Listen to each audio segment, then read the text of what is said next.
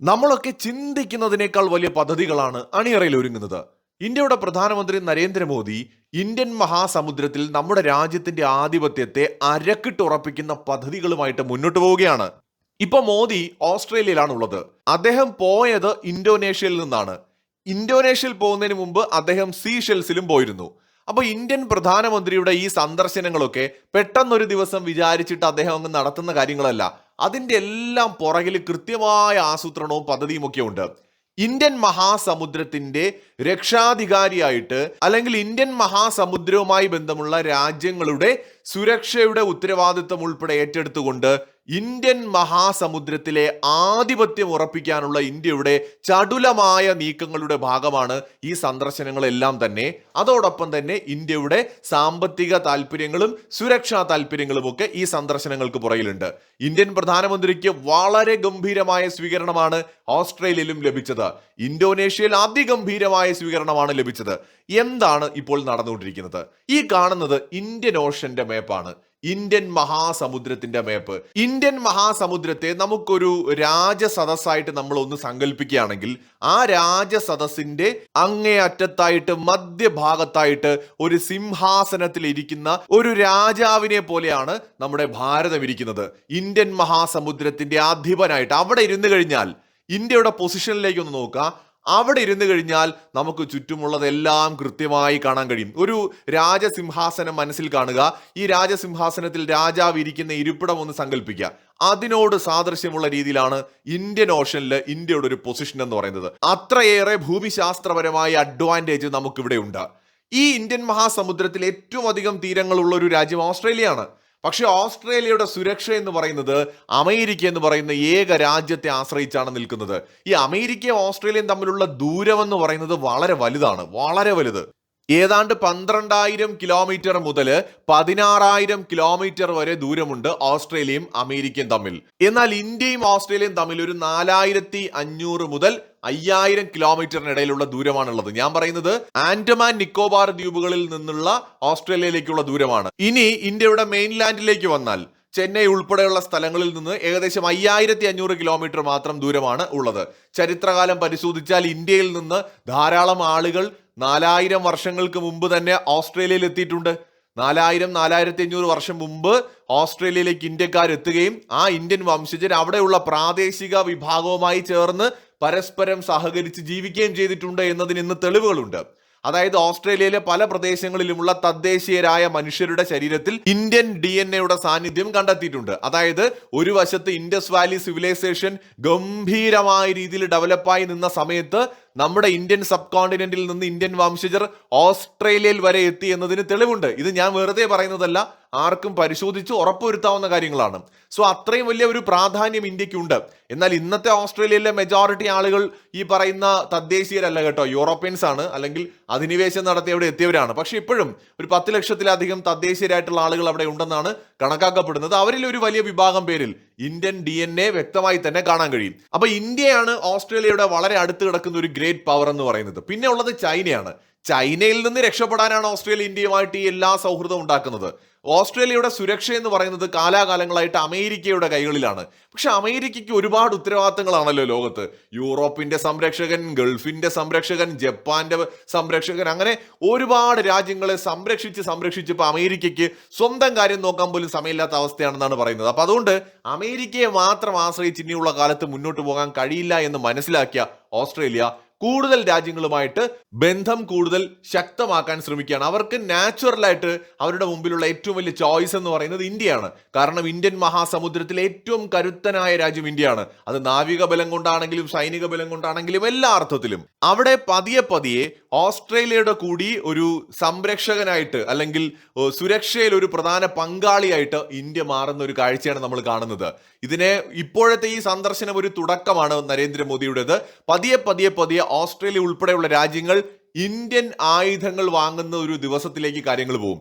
ഇന്നിപ്പോ നമ്മൾ നോക്കിക്കഴിഞ്ഞാൽ ഇന്തോനേഷ്യയുടെ സുരക്ഷയിൽ ഒരു നിർണായക ശക്തിയായിട്ട് ഇന്ത്യ മാറുന്നു. ഇന്ത്യൻ മഹാസമുദ്രത്തിന്റെ മാപ്പ് ഒന്നുകൂടി എടുത്തു നോക്കുക. ഇന്തോനേഷ്യയുടെ പൊസിഷൻ വളരെ പ്രധാനപ്പെട്ട ഒരു സ്ഥലത്താണ്. ഇന്ത്യൻ മഹാസമുദ്രത്തില് ഇന്തോനേഷ്യ, മൗറീഷ്യസ്, സീഷെൽസ് തുടങ്ങിയ രാജ്യങ്ങളുമായിട്ട് വളരെ മികച്ച ബന്ധമാണ് ഇന്ത്യ പുലർത്തുന്നത്.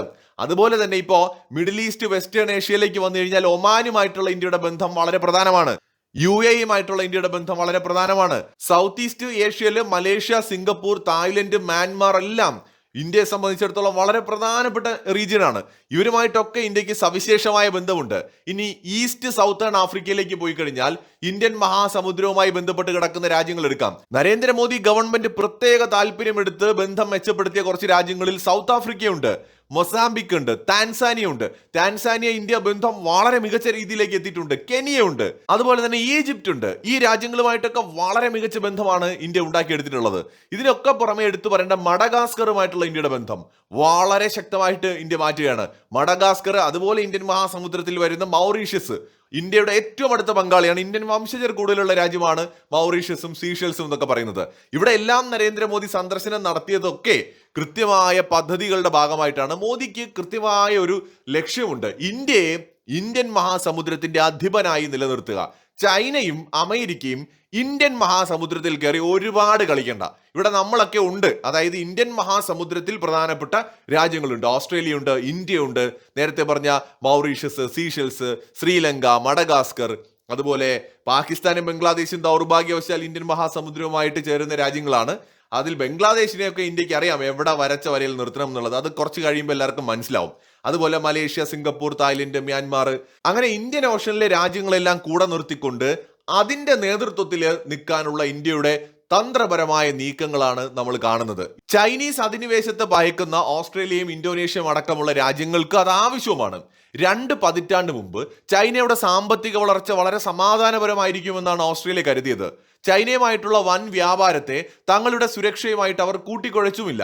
എന്നാൽ സമീപകാലത്ത് ഈ ധാരണകളെല്ലാം തകർന്നു. കോവിഡുമായി ബന്ധപ്പെട്ട് ഒരു അന്വേഷണം ആവശ്യമാണ് എന്ന് ഓസ്ട്രേലിയ പറഞ്ഞതിനെ തുടർന്ന് ചൈന കടുത്ത വ്യാപാര ഉപരോധങ്ങൾ ഓസ്ട്രേലിയയുടെ മേൽ ചുമത്തിയതോടെയാണ് ഓസ്ട്രേലിയ ചൈന ബന്ധം വളരെ മോശമാവുന്നത്.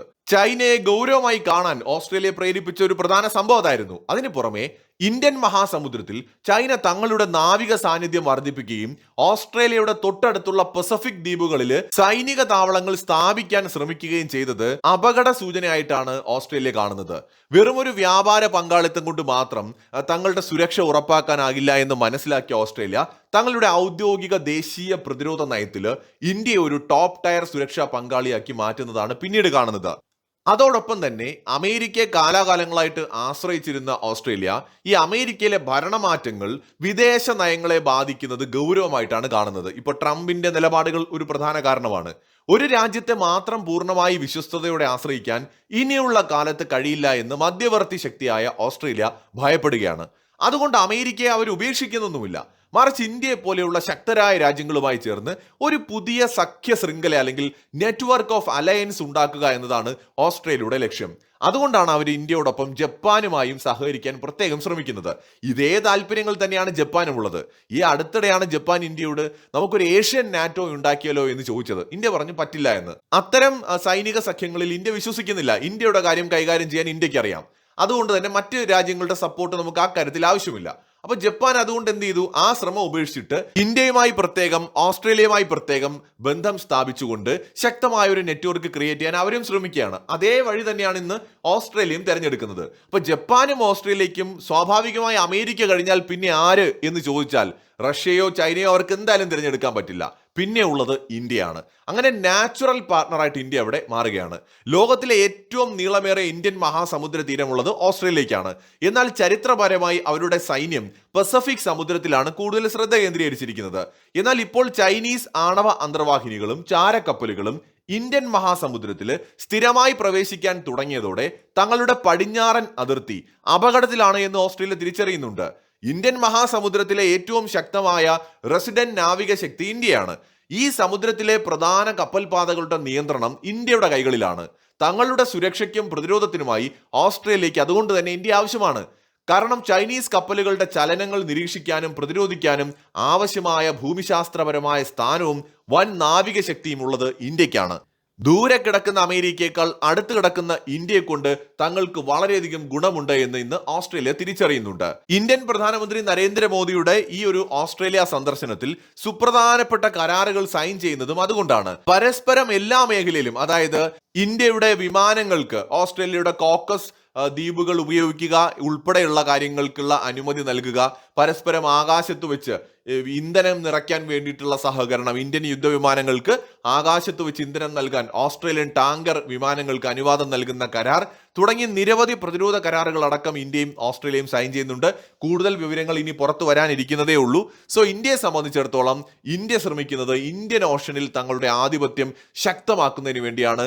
അമേരിക്കയുടെയോ ചൈനയുടെയോ പരിധി വിട്ടുള്ള കടന്നുകയറ്റങ്ങൾ ഇന്ത്യൻ ഓഷനിൽ അനുവദിക്കില്ല എന്ന ഒരു സന്ദേശം കൂടി ഇതിലൂടെ ഇന്ത്യ ലോകത്തിന് നൽകുന്നുണ്ട്. ഇന്ത്യൻ ഓഷന്റെ കാര്യം ഇന്ത്യൻ ഓഷനിലെ രാജ്യങ്ങൾ തീരുമാനിക്കും. അതിന് നേതൃത്വം കൊടുക്കാൻ ഇന്ത്യ ഉണ്ടാവും. മറ്റ് രാജ്യങ്ങൾ ഇങ്ങോട്ട് കയറി കളിക്കേണ്ടതില്ല എന്നുകൂടിയാണ് ഇതിലൂടെ ഇന്ത്യ പറയാൻ ശ്രമിക്കുന്നത്. ചെറിയ രാജ്യങ്ങൾക്ക് ഇക്കാലം അത്രയും അമേരിക്കയോ അല്ലെങ്കിൽ ചൈനയോ ഭയമായിരുന്നു. ഏഷ്യയിൽ നിന്ന് അവർക്കൊരു നേതൃത്വം കൊടുക്കാൻ ഒരു ശക്തിയുടെ അഭാവം ഉണ്ടായിരുന്നു. അവിടേക്കാണ് ഇന്ത്യ ഒരു പ്രധാന ശക്തിയായിട്ട് ഉയർന്നു വരുന്നത്.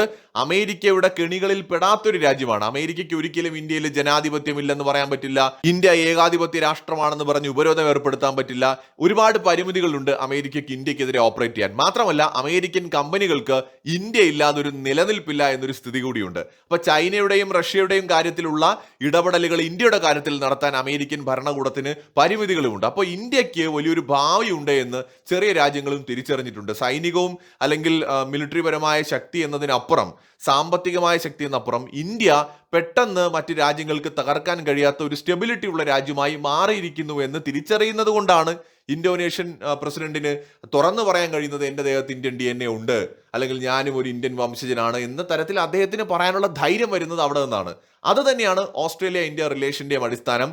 അമേരിക്കയെ കൂടാതെ അമേരിക്ക +1 എന്നൊരു പോളിസി അമേരിക്കൻ സഖ്യരാജ്യങ്ങൾ രഹസ്യമായി കൊണ്ടു നടക്കുന്നുണ്ടോ എന്നൊരു സംശയം ഇപ്പോൾ ഉണ്ട്. കാരണം അമേരിക്കയെ കൂടാതെ ഒരു രാജ്യം കൂടി അവർക്ക് ഇനി സഖ്യശക്തിയായിട്ട് വേണം. ഈ ഇസ്രായേലിന്റെ പ്രധാനമന്ത്രി കഴിഞ്ഞ ദിവസങ്ങളിൽ പറഞ്ഞതും അതാണ്. അമേരിക്ക മാത്രമല്ല, ഞങ്ങൾക്ക് ഒരാൾ കൂടിയുണ്ട്. അതാണ് നെതന്യാഹു പറഞ്ഞത് ഇന്ത്യയുടെ കാര്യം. അത് വലിയ വാർത്തയായതാണ്. അതുപോലെ തന്നെ ജപ്പാൻ, അമേരിക്കയ്ക്ക് പുറമെ ഇന്ത്യയും കൂടി. അതുപോലെ തന്നെ ഇപ്പോൾ ഓസ്ട്രേലിയ, ഇന്തോനേഷ്യ, അതുപോലെ സൗത്ത് കൊറിയ, ഓരോ രാജ്യങ്ങളും ഇന്ത്യയുമായിട്ടുള്ള ബന്ധത്തിന് വലിയ പ്രാധാന്യം കൊടുക്കുന്നത് അവിടെയാണ്. മറ്റൊരു വീഡിയോയുമായി വീണ്ടും കാണാം.